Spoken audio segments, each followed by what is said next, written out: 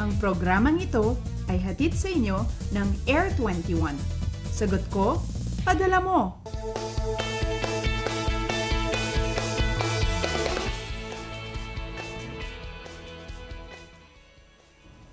Good morning, Pilipinas! Oras natin 4:59 ng umaga ayon sa Philippine Standard Time. Naku mga kababayan, Saturday na, no? Ibig sabihin po araw ng pahinga at araw ng bakasyon. Pero hindi pa po mas maagaan sa pakiramdam kapag maaga ka ring babangon. At dahil nga po Sabado, isa ring magandang pagkakataon ito para makasama natin yung buong pamilya natin. At habang kayo po ay nagpaplano ng magiging lakad natin ngayong araw ng Sabado, tutok na rin po kayo dito sa Panahon TV para updated tayo sa lagay ng panahon. Ito ang Panahon TV Weekend Edition, live mula sa Pag-asa Weather and Flood Forecasting Center. Kung kayo po ay online, ay sabay rin kaming napapanood via live streaming sa www.ptv.ph.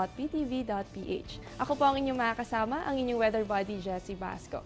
Nitong mga nakaraang araw ay nakaranas po tayo ng mga pag-ulan. So balikan po muna natin kung ano ba yung mga naranasan nating lagay ng panahon simula po noong Monday hanggang kahapon, araw ng Friday. Narito po ang ating weekly weather recap.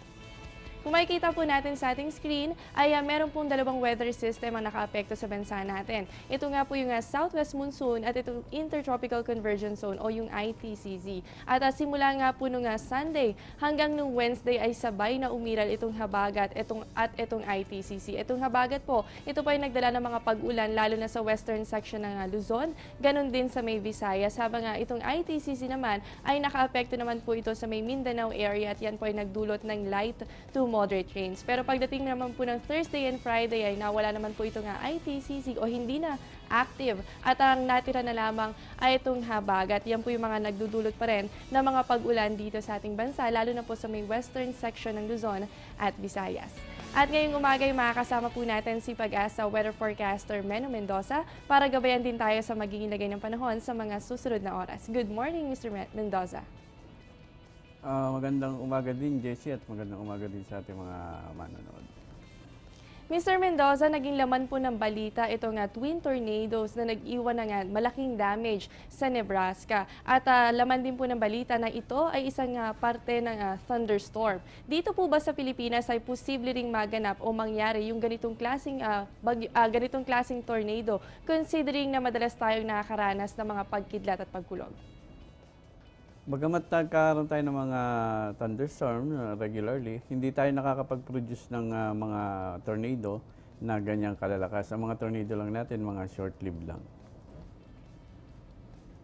So, Mr. Mendoza, ngayon kahapon nga po, o nung isang araw ay nabalita rin na merong nasawi dulot naman itong mga pagkidlat. At ngayon nga po ay madalas tayong nakakaranas ng mga pagkidlat dahil nga nasa panahon na tayo ng tag-ulan. Ano po ba yung maipapayo natin o yung mga tips na maaari nating ibahagi sa mga manonood natin before, during, and after thunderstorm activity?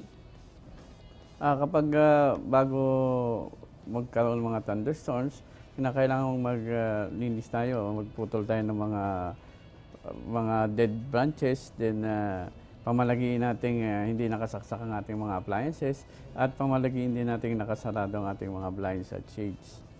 At gayon din sa mga during thunderstorms naman, kailangan nating lumayo sa mga bintana, then iwasan nating gumamit ng mga cellphones. At lumayo rin tayo sa mga good conductor ng mga electricity, kagaya ng faucet, sinks at bathtubs, gaya na rin sa mga body of waters. Ngayon, kung kayo naman ay nasa sasakyan, pamalagay natin nakasarado yung mga bintana. Then kung tayo nasa patag na lugar, maupo lang tayo dahil kailangan tayong maging mababa kaysa mga ibang bagay.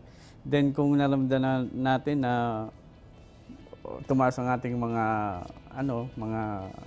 buhok, kailangan nating dumapa o kailangan mas mababa pa rin tayo sa surroundings. Ngayon, kung meron tayong tinamaan ng kidlat, ang mga bagay na kagaya ng tao, hindi ito nakakakuha ng electric, kaya dapat tulungan natin ito kung kinakailangan. Then pagkatapos naman ng kidlat, kung merong kailangan ng first aid, bigyan natin ito. At usually, ang mga taong tinatama ng kidlat, nagkakaroon ito ng sugat, kaya dapat dalahin din natin ito sa mga hospital. So ayan mga kababayan, narinig nga po natin yung mga dapat nating gawin bago, habang at pagkatapos ng isang thunderstorm activity. Mr. Mendoza, napag-uusapan na nga rin po natin itong mga pagkidlat at pagkulog. Paano nga ba nabubuo o ano po ba ang formation ng isang thunderstorm?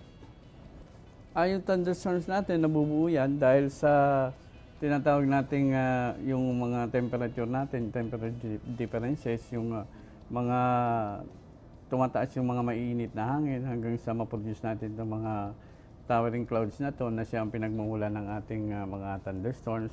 At kapag ito ay yung talagang nangingitim na, nagigitong mga thunderstorm clouds hanggang sa magbagsak na yung kanilang mga ulan na malalakas at kasama na rin yung ating mga kidlat at kulog.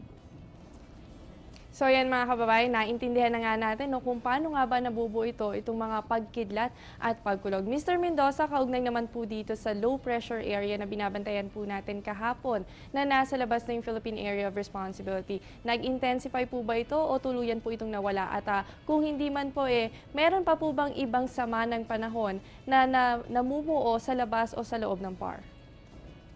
Ay binabantayan nating low pressure area sa gawing ito ng bansa.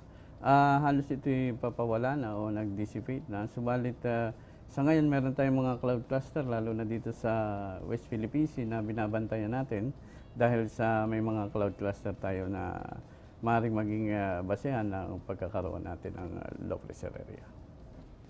So isang magandang balita po yan, na nawala na nga o humina na itong low pressure area na binabantayan natin kahapon. Bagamat meron pa rin ng mga cloud cluster dito sa may western section ng bansa natin. Mr. Mendoza, ngayon nga po ay nasa panahon na tayo ng tag-ulan at madalas nababanggit sa forecast natin yung light, moderate at heavy rains. Meron din tayong tinatawag na rain showers. Pakipaliwanag nga po, ano ba itong rain showers at ano ba yung mga classifications nito?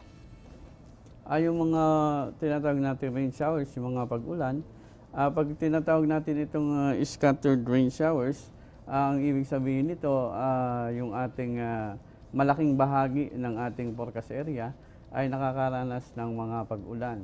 Samantalang yung isolated rain showers naman, ang ibig sabihin nito, yung pulo-pulo nating pag-ulan, hindi lahat sa area ay umuulan, kagaya halimbawa umuulan dito sa Quezon City, sa Manila hindi. Ganun yung mga isolated rain showers.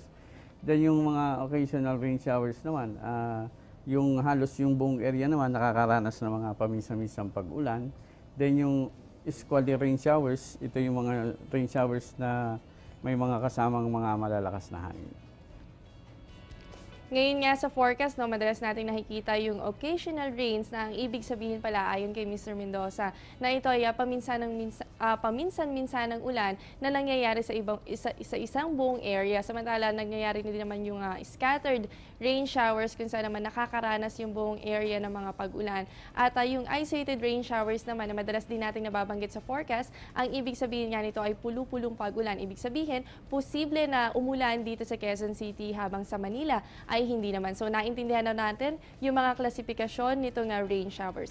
Mr. Mendoza, ano naman po ba ang aasahan nating lagay ng panahon sa mga susunod na oras base po sa nilalaman ng inyong 5 a.m. weather forecast? Bali sa magiging lagay ng ating panahon, sa kasalukuyan, ito pa rin habagat o ang ating nararanasan. Kaya't itong kaldurang bahagi ng ating bansa, particular dito sa Metro Manila, sa Mimaropa, then dito sa Ilocos Region, kasama na rin yung lalawigan ng Cavite, Batangas, Bataan at saka Zambales, magkakaroon tayo ng mga paminsan-minsang mga pag-ulan.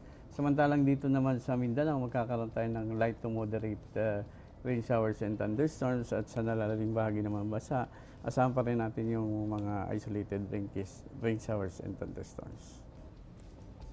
So sa mga nabanggit na areas po ni Mr. Mendoza, asahan po natin dyan yung occasional rains, dulot nga nito nga southwest monsoon na umiiral sa may western section ng bansa natin. At dito po sa Mindanao, makakaranas pa rin po kayo dyan ng light to moderate rains. Habang sa natitirang bahagi po ng bansa natin, asahan naman po natin ang bahagya hanggang sa maulap na kalangitan na may kasamang pulu-pulong pag-ulan o pagkidlat at pagkulog. Maraming salamat po, Mr. Mendoza. At nakasama nga natin si Pag-asa weather forecaster, Meno Mendoza. At ngayon naman po, dumako naman tayo sa oras ng pagsikat ng araw. Ang sunrise po natin ay kaninang 5:28 ng umaga at ang sunset naman po natin ay mamaya po yung 6:27 ng gabi. Samantala, ang moonrise naman po natin ay 12:33 ng umaga at 1:11 naman ng hapon ang ating moonset. Yan po ay merong illumination na 37%. Para naman sa ating phases of the moon ngayong araw ay dalawang astronomical event ang magaganap.